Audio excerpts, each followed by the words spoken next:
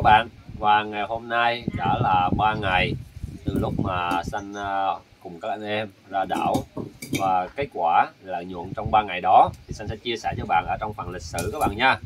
Đây, mời các bạn đến đây và xem thử cái lịch sử của Xanh như thế nào. Bây giờ Xanh sẽ tùy chọn thời gian ha. Thời gian mà Xanh tham gia đi đến đảo là từ ngày thứ hai ha, ngày thứ hai này cho đến ngày hôm nay là ngày 30 ha. Ngày thứ hai là ngày 27 này, và cái thời điểm này là khoảng ngày 30, để mình kéo lại một xíu ha. Ngày 30 31 này đây sẽ hoàn tất ha. Vậy thì Xanh đã kiếm được bao nhiêu lợi nhuận? Xanh đã có được tổng cộng là 15.000 đô la lợi nhuận từ đầu tuần đến giờ. Được chưa các bạn? Đây 15.000 đô la lợi nhuận ha. Thì trong cái số 16.000 đô la lợi nhuận này thì trừ mấy cái khoản lợi nhuận từ thị trường vàng. Thị trường vàng bạn có thể thấy đây là 6.000, 7.000, 1.000 chẳng hạn. Thì đây là những khoản mình chấu từ trước đó thì mình cũng lời đâu đó tầm là 5.600 đô la. Thì khoảng vậy nha các bạn. Bởi vì mình không tính 3 lệnh vàng này, 3 lệnh vàng này trước đó mình còn lời. Được chưa? Mình còn lời, mình có mua thêm, nhưng mà sau đây thị trường nó điều chỉnh thì mình có chấu. Thì cái lệnh vàng này các bạn thấy là 16.000 cộng 1.000 ha, 1.300 theo cái cho 1.000 ha. Ở đây là lỗ là 7.800 này, theo cho 7.000. Được chưa? Thì tổng ở đây sắp xỉ là 17.000 đô la tiền lợi trừ cho 7.000 đô la tiền lỗ. Thì lệnh vàng này Xanh sẽ có lời là 10.000 đô. Nhưng trong khi đó là tổng lợi nhuận của Xanh là 5.600 đô la. Vậy thì chúng ta sẽ ước chừng được là Xanh đã có lời được là hơn 5.000 đô la chỉ trong vỏn vẹn là 3 ngày. Được chưa? Trong 3 ngày lên trên đảo thì đã có 5.000 đô la. Thì lát nữa Xanh sẽ đi rút cái số tiền 5.000 đô la này ra. Ở trên hòn đảo mà Xanh đang sinh sống thì nó không có cây ATM. Nếu có thì chỉ được cái ATM của Agribank, nhưng mà Xanh lại không có tài khoản hoặc là thẻ của ngân hàng Agribank nên Xanh sẽ không rút được, và bắt buộc là Xanh phải tạo tài khoản mới. Nó rất là rườm rà trên đảo các bạn ạ. Nên là Xanh sẽ nhờ người địa phương để có thể hỗ trợ Xanh rút được cái số tiền này để chi trả cho những cái hoạt động sinh hoạt trong những ngày gần đây của các anh em trên đảo các bạn ha. Đấy, thì Xanh đã có là được ở đây là 5.600 đô la ha. Còn trong ngày hôm nay thì Xanh đang giữ các lệnh ở đây, thì không tính lệnh vàng các bạn nha, không tính lệnh vàng 17.000 đô la ở bên dưới thì Xanh vẫn đang lời là khoảng 200-300 đô la. Nhưng mà 200-300 đô này thì nó không đáng gì cả, nó không đáng gì cả các bạn nha, nó không đáng và không xi nhê gì cả, nên thôi chúng ta sẽ bỏ qua, được chưa? Chúng ta sẽ bỏ qua những lệnh lời lỗ ở trên những thị trường trong ngày hôm nay, và Xanh sẽ có mục tiêu là rút ra số tiền lời là 5.000 đô đã kiếm được trong khoảng thời gian là 3 ngày lên đảo các bạn. 3 ngày lên đảo, tính cả ngày hôm nay là 3 ngày các bạn ạ. Được chưa? Tính cả ngày hôm nay là đã là 3 ngày rồi. Thì trước đó mình giao dịch 2 ngày. Được chưa? 2 ngày. Thì hôm thứ hai là Xanh bắt đầu lên thuyền. Nhưng tới tầm chiều thì Xanh mới ở trên đảo. Nên ngày thứ hai thì nó cũng không có trọn vẹn lắm. Chỉ tính được là ngày thứ 3, thứ 4 và ngày hôm nay là ngày thứ 5. Ngày hôm nay thứ 5 thì thời điểm Xanh đăng quay cái video là khoảng thời gian là tầm gần buổi trưa, 11 giờ trưa. Nên là Xanh sẽ cho rằng là mình trọn vẹn gần trọn vẹn được 3 ngày rồi. Thì với mức lợi nhuận là khoảng 5.000 đô thì Xanh sẽ rút nó ra để các bạn sẽ nhìn thấy là tiền tươi hóc thật các bạn ha. Hello, xin chào các bạn. Và hiện tại thì Xanh đã vừa rút tiền ở trên thị trường là khoảng 5.000 đô la. Và đây là số tiền mà Xanh vừa rút xong. Đây.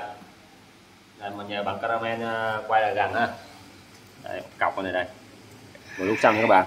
Tuy trên đảo nên là phải rút ở nhà người dân chứ không được, không có cái ATM. Nó rút để này. Bây giờ mình phải đếm được bao nhiêu. Ở trong này là mình rút 100 nha chị. Mình rút 100 trong này này. Đấy. Và giờ mình phải đếm tiền. Mà thôi đếm này lâu quá thôi. Xin phép là cắt cái video ngắn này nha các bạn. Cái đếm này nó mệt quá, đếm là lâu lắm. Thôi bao giờ xong ha. Xin chào các bạn. Và trong ngày hôm nay là ngày lên đảo thứ 3, và chúng ta sẽ cùng theo Trang Xanh xem thử là ngày hôm nay Xanh đã kiếm được bao nhiêu tiền ở trên thị trường các bạn nha. Đây là các lệnh trong ngày hôm nay mà Xanh đang giữ, bao gồm là lệnh vào với mã là XTI, một số sàn sẽ là WTI, mã US 100. Lúc sáng mình đánh là US 30 mà nhầm là US 100 các bạn nha, nên nó hơi lệnh tí. Rồi lịch sử ngày hôm nay thì mình chia sẻ các bạn, đây là lệnh US 100 là lệnh N cạc này, lệnh N cạc Xanh cắt sớm bởi vì Xanh thấy là có tín hiệu nó không đẹp. Còn lệnh US 100 là Xanh chốt để mà đảm bảo là không bị lỗ. Thì hiện tại ngày hôm nay thì chúng ta có mức lợi nhuận là xấp xỉ, không tính lệnh vàng nha, không tính lệnh vàng, thì chúng ta đang có mức lợi nhuận chưa chốt, đó là 3 lệnh vào, mỗi lệnh là 500 đô, tương ứng với 1.500 đô la, và lệnh US 100 1.000 đô nữa. Thế là Xanh đang có là khoảng hơn 2.500 đô la các bạn, 2.500 đô la. Và có thể rằng ở thời điểm này là Xanh sẽ cân nhắc lát nữa Xanh sẽ chốt lại bớt một phần lợi nhuận các bạn, chốt lại bớt một phần nha. Thì đây là kết quả giao dịch của ngày ra đảo thứ 3, và trong ngày hôm nay thì Xanh đã rút một phần lợi nhuận ra để có thể là ăn tiêu rồi. Và ở đây thì các bạn sẽ thấy là dầu này nọ là Xanh chưa rút nha, có thể là nếu mà có được nhiều lợi nhuận thì Xanh sẽ tiếp tục rút lợi nhuận ra khỏi để mà có thể là tài trợ cho chuyến đi chơi này. Đó là các khoản lợi nhuận này. Đấy.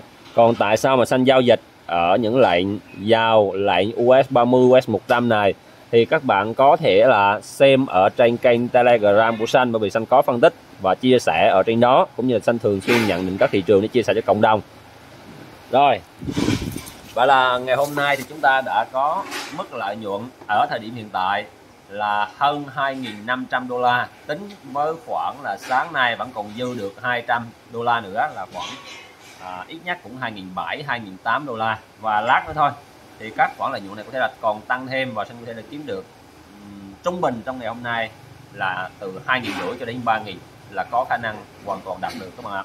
Rồi, rất là cảm ơn các bạn đã xem video, và hẹn gặp lại các bạn trong ngày giao dịch thứ tư. 6 hours later. Giờ nhìn thấy chỗ này không? Thấy cái đỉnh chỗ này không? Thấy. Đấy. Mình thấy cái đỉnh này thì nhiều thằng có thấy không? có. Thì nhiều thằng nó cũng thấy chỗ này. Mà cái giá 1975 là cái giá này nhạy cảm không? Giá nó được tạo ra chỗ nào? Nó có gặp trend, gặp trũng gì không? Nó cái đỉnh này được tạo ra nó có nhạy cảm không? Thực ra nó nằm quanh một cái vùng mà trước đó nó có gần đây nó tạo đáy này, là chỗ đáy này không? Dạ đúng rồi. Đấy, rao rút lên nè, mà rao rút là rất là bất thường. Không? Thấy chỗ này rút lên bất thường không? Dạ. Chỗ này rút lên cũng bất thường đúng không? Cũng không chả biết cái này quần què gì mà nó rút lên đúng không? Rút này. Chỗ này tạo đỉnh đúng không? Thì hiện tại là gì? Hiện tại chỗ này á là lúc sớm hồi phiên Mỹ. Đấy, 7-8 giờ tối bắt đầu nó giật cái rao xuống. Cho cái nến đảo chiều, nó cho thêm cái nến xác nhận đảo chiều nữa. Phóng xuống, mà nó không xuống thì nó quanh đầu lên. Thấy chưa? Yeah. Nó quanh đầu lên rồi. Vậy thì mình hỏi là rớt xuống cho nến tín hiệu, nến xác nhận đỏ, giờ nó cho nến phủ định, nghĩa là bạn sai, bạn sell đây sai. Thì hiện tại là có đối tượng sell trong ngày hôm nay, chỉ xét trong ngày hôm nay thôi thì nó sell là dựa cái đỉnh cũ nè. Đúng rồi. Dựa cái đỉnh cũ này, nó sell đến đảo chiều nè, mô hình đấy nè, đỉnh nè. Thì giờ là bọn nó sell, thì tại sao giá cho nó chưa phá qua mức là 1974, 1975?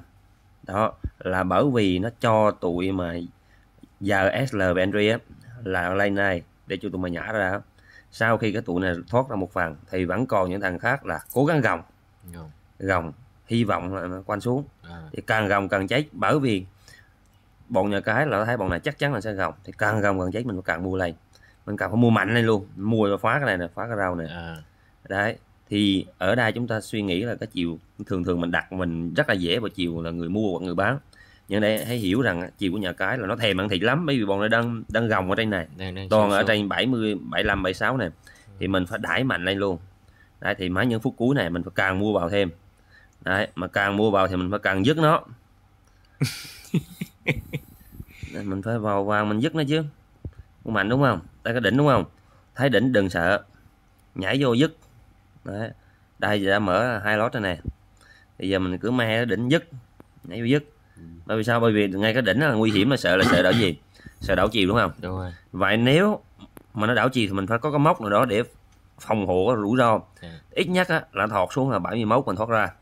Mình đang ở mức là 74 đúng không? Bây giờ nó chạy xuống 71 mình thoát ra. Đấy, coi như cái điểm phòng hộ của mình là ở ngay 70, 71. Thì mình lỗ ở đây là lỗ khoảng cao nhất là 4 giá. 3 đến 4 giá. Đúng chưa? Thì bây giờ mình dứt lên là mình dứt tới đâu? Thì mình xem từ trên 75 bọn nó sọt xuống dưới là 65. Tức là đi 10 giá thì mình phải đẩy lên 10 giá. Nghĩa là cái giá này giá 75 đúng không? Mình phải múc lên 84, 85 luôn. Múc thẳng lên luôn, chỉ cần nó phá được là mình múc thẳng lên. Còn nếu mà nó không xuống thì mình mắc 4 giá mà mình ăn lên, mình ăn được 5 giá. Thì trong trường hợp này nhà cái mà 5 phút cuối nó đẩy múc sờ mù luôn, đánh chết luôn. Nếu mà như anh á là anh cho nó nhấp nhả đây thì có hai khả năng. Nếu mà chuẩn bị kết nấy này nha, kết nấy này mà nó nấy thân dài màu xanh này là gì?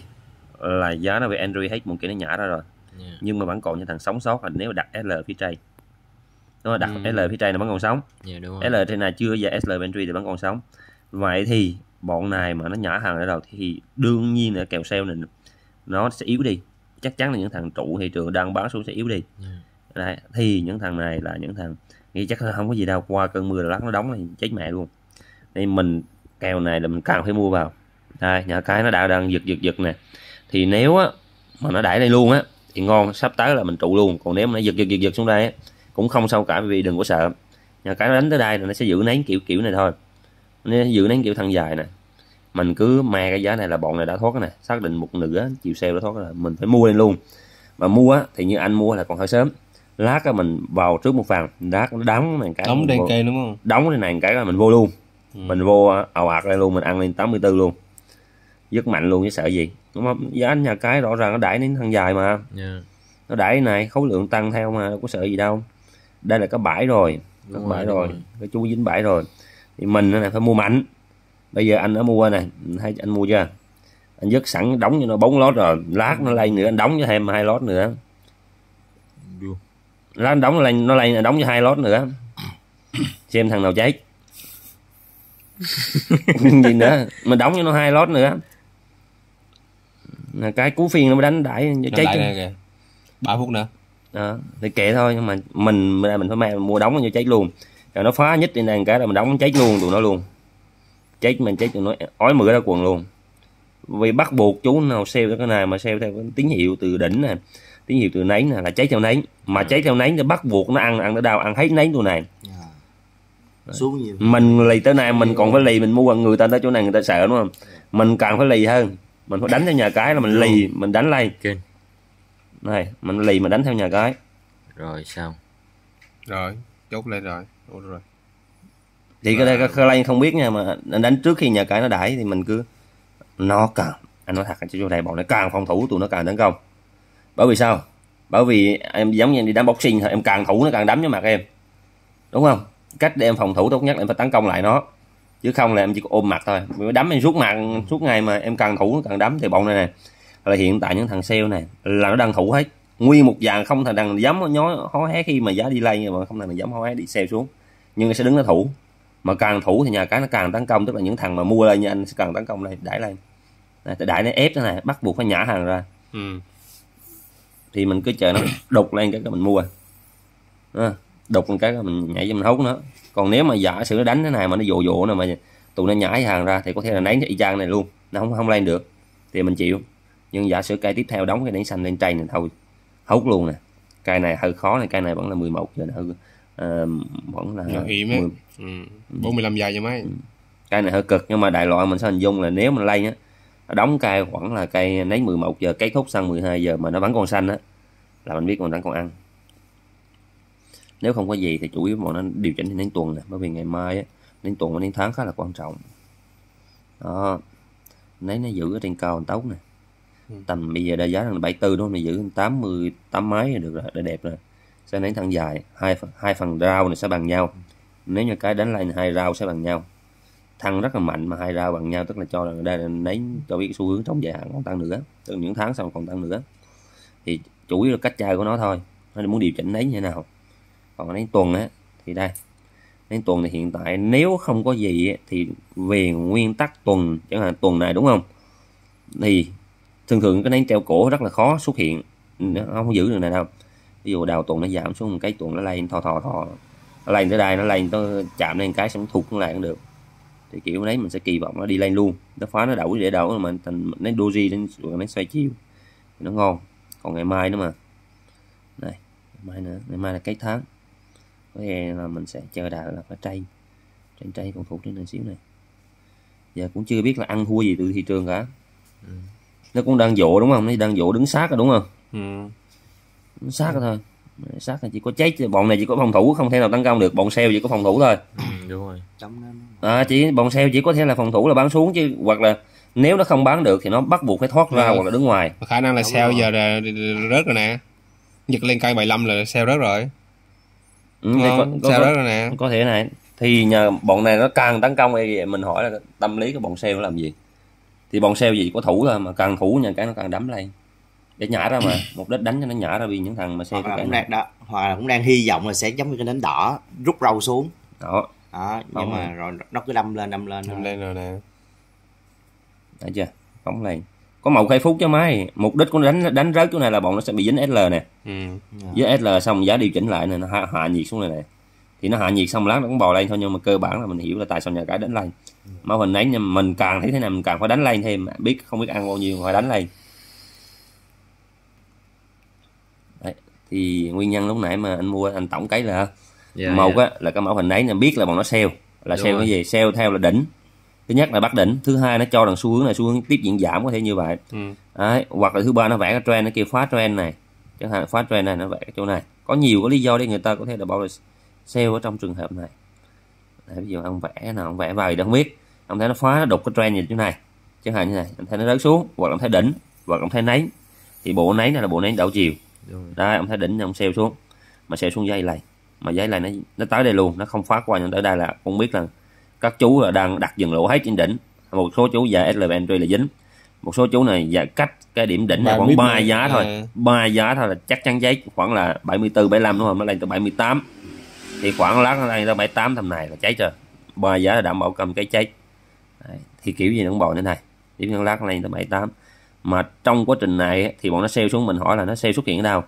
Nếu sale ở đây rất khó để bắt, bởi vì cái vùng giá này rất khó để bắt vì nó là vùng giá rất là lớn, và cái cây nấy màu xanh này là cây nấy thân dài nên không thằng nào dám chắc để mà sale xuống, và cái đoạn này giá giảm rất là chậm nên bọn nó sẽ không sale được, nhưng mà nó sẽ sale tập trung ở đây, bởi vì cái điểm này là điểm mà có nấy búa nè, búa giảm nè, nấy xác nhận giảm nè, các chú sale tập trung ở đây. Mà khi đã sale rồi á là nó kỳ vọng gì, sale kỳ vọng giá giảm thì nó sẽ phòng thủ đúng không, khi giá quanh đầu lên thì bọn này chỉ có hai việc, một là cắt hai là thủ. Đúng rồi. Làm sao dám sale thêm, bởi vì giá đang ngược đi cái nấy đi ngược lên, anh em mình thậm chí anh em mình cũng không dám sale thêm, thì bọn nó chỉ có thủ, mà càng thủ thì nhà cái nó càng đấm vào mặt, bởi vì anh thủ là anh lấy hai tay anh thủ hết rồi, anh không tấn công nữa. Cơ bản là khi nó thủ mà mình biết chắc nó không tấn công được nhảy lên kìa thì nó nhảy lên, thì mình ăn đoạn khúc đã, còn chưa biết nó nhảy lên nhiều không biết, có thể nó nhảy lên 1-2 cây nấy, nó giảm xuống 2 cây nó nhảy lên 2 cây, xong nó đóng thêm 2 cây này nữa thì cũng vỡ mồm điều đó. Còn mình ăn thì mình ăn theo kiểu du kích mà, đánh như đây vì mình lên 4 lót rồi này, khỏi cần vô cũng được, có vị trí ngon nào cần vô làm gì nữa, quất nghìn thêm cái nữa nhanh. Đơn giản nha. Rồi xong á. A few minutes later. Này giờ nó lên tới khoảng là 8 cái vùng mình cần là khoảng 82 84 là lên rồi này. Đúng y luôn đó. Nói chung là tầm này là mình chấu rồi này, phải không, lên nó tầm mình chấu rồi, chấu nghỉ muộn à. Đúng này 2-3 ngàn đô nhanh như cứt. Má 30 phút. Ác gì tiếng vậy chưa được tiếng. Nói chung là nó do cái vấn đề mạng, mới lúc anh mới về mấy nãy là 16 mấy mà.